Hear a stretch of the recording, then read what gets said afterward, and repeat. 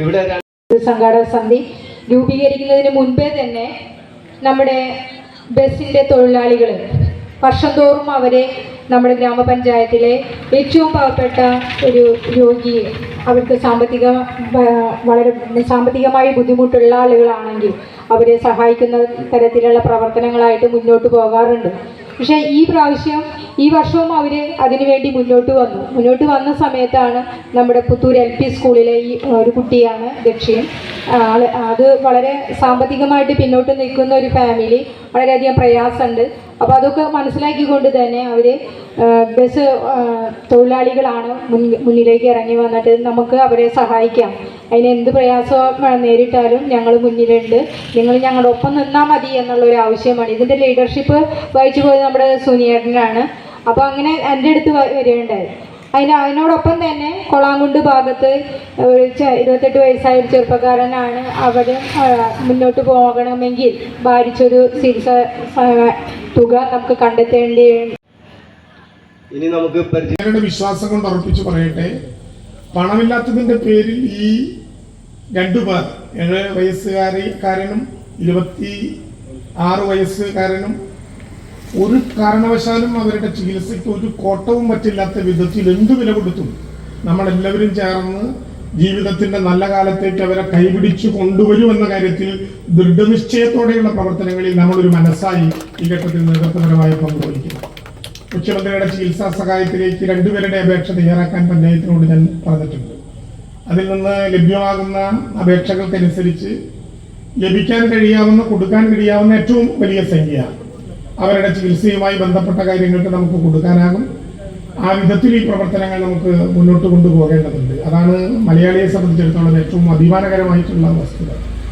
ഒരു കാര്യം ഞാൻ എൻ്റെ നാട്ടിലെ ജനങ്ങളോട് പറയാൻ ആഗ്രഹിക്കുന്നത്, ഞാൻ നേരത്തെ ഒരിടത്ത് പോയപ്പോൾ പറയുകയുണ്ടായി, എനിക്ക് തോന്നുന്നു വെള്ളക്കാരിയിലോ മറ്റോ ആണ്, വയനാട്ടിൽ ഉണ്ടായ 100 കണക്കിന് മനുഷ്യരുടെ ത്യാഗപൂർണമായിട്ടുള്ള അനുഭവങ്ങൾ നമ്മുടെ മുമ്പിലുണ്ട്. ആ ത്യാഗപൂർണമായ അനുഭവങ്ങളിൽ ജീവിതം ഉള്ളിടത്തോളം കാലം മറക്കാത്ത ഒരു വാട്സപ്പ് സന്ദേശം എൻ്റെ ജീവിതത്തിൽ ഉണ്ടായി. 30-ാം തീയതി എയർക്രാഫ്റ്റിൽ ആകാശത്തിലൂടെയാണ് ഞാൻ വയനാട്ടിലേക്ക് പോയത്. ഉച്ച മുതൽ ആരംഭിച്ച രക്ഷാപ്രവർത്തനങ്ങൾ 12:30 മണി കഴിഞ്ഞും തുടർന്ന് കേരളത്തിന്റെ പൊതുമരാമത്ത് വകുപ്പ് മന്ത്രി ശ്രീ മുഹമ്മദ് റിയാസും കൂടി രാത്രിയുടെ ഇരുണ്ട രാവിൽ ഭ്രാന്തമായ ചിന്തയോടെ ഉച്ചവരെ നഷ്ടപ്പെട്ട് കരയുന്നവരോട്, കാണാനില്ലാതെ കരയുന്നവരോട്, വേദന കൊണ്ട് പൊള്ളയുന്നവരോട്, മൃതശരീരങ്ങളുടെ നടുവിലൂടെ നടക്കുന്നവരുടെ ഒക്കെ ഇടയിൽ ഭ്രാന്തമായ ചിന്തകളിലൂടെ അർദ്ധരാത്രി കഴിഞ്ഞ് അലയുന്ന നേരത്ത് എൻ്റെ മൊബൈൽ ഫോണിൽ ഒരു വാട്സപ്പ് സന്ദേശം വന്നു. ആ വാട്സപ്പ് സന്ദേശം ഞാൻ ഈ പ്രസംഗിക്കുന്ന നേരം വരെ ഞാൻ കണ്ടിട്ടില്ലാത്ത, എന്നെക്കാൾ പ്രായം കുറഞ്ഞു എന്ന് ഞാൻ വിശ്വസിക്കുന്ന ഒരു അനിയത്തിയുടെ സന്ദേശമാണ്. ഞാൻ അവരെയും ഇതുവരെ കണ്ടിട്ടില്ല. വ്യക്തിപരമായി അവർക്ക് എന്നെ അറിയുകയുമില്ല. ഞാൻ ഇതിന്റെ മന്ത്രിയാണ് എന്നറിയാം എന്നല്ലാതെ. ആ കുട്ടി എന്നെക്കാൾ താഴെയുള്ള ഒരു അനിയത്തിയാണെങ്കിലും ഒരു കുഞ്ഞിന് ജന്മം കൊടുത്തു എന്നുള്ളത് കൊണ്ട് മലയാളത്തിന്റെ ഏറ്റവും മഹത്തരമായ പദമായിട്ടുള്ള അമ്മ എന്ന വിശേഷണത്തിന് അലങ്കരിക്കാൻ അനുവാദം കിട്ടിയ ഒരു പെൺകുട്ടിയാണ്.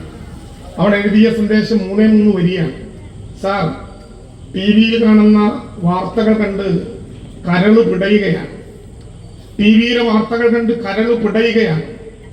അവിടെ മുലകുടിക്കുന്ന കുട്ടികൾ അമ്മമാരാൽ ഒറ്റപ്പെട്ടു എന്ന് ഒരു ചാനൽ എഴുതി കാണിക്കുന്നു എന്ന് ഞാനിപ്പോൾ കാണുകയാണ്. അവരെഴുതി, അമ്മമാരാൽ ഒറ്റപ്പെട്ട് മുല കിട്ടാതെ വരുന്ന കുട്ടികൾ ആരെങ്കിലും ബാക്കിയുണ്ടെങ്കിൽ വെളിപ്പാടകലെ നിറമാറുമായി ഒരു അമ്മ കാത്തിരിക്കുന്നുണ്ട് എന്ന് അങ്ങ് അവരറിയിക്കണം. കോടിക്കണക്കിന് രൂപ കൊടുക്കുന്ന വലിയ കച്ചവടക്കാരെക്കാൾ തുറന്ന ഒരു മാതൃഹൃദയം ഈ കേരളത്തിന്റെ ഒരു വഴിയിലുണ്ട് എന്ന് കാണുന്നതിനേക്കാൾ വലിയൊരു രക്ഷാപ്രവർത്തനവും കേരളത്തിൽ ഉണ്ടാകില്ല. അനുഭവമാണ് നമുക്കുള്ളത്. അതുകൊണ്ട് ഇവരെ 2 പേരെയും രക്ഷിക്കുക അവരുടെ കുടുംബാംഗങ്ങളുടെ ചുമതലയല്ല, നമ്മുടെ ചുമതലയാണെന്ന തിരിച്ചറിവോടെ ആ പ്രവർത്തനത്തിന് മുന്നോട്ട് പോകാനാകണം. ഇവിടെ നടന്ന ഈ പ്രവർത്തനത്തിൽ ഞാൻ ഒരിക്കൽ കൂടി നമ്മുടെ ഈ കാരുണ്യയാത്രയ്ക്ക് നേതൃത്വം നൽകിയ എല്ലാവരെയും കേരള സംസ്ഥാന സർക്കാരിന് വേണ്ടി ഒരു ബിഗ് സല്യൂട്ട് നൽകാൻ ഈ അവസരം ഉപയോഗിച്ചുകൊണ്ട് ഞാൻ എൻ്റെ വാക്കുകൾ അവസാനിപ്പിക്കുന്നു.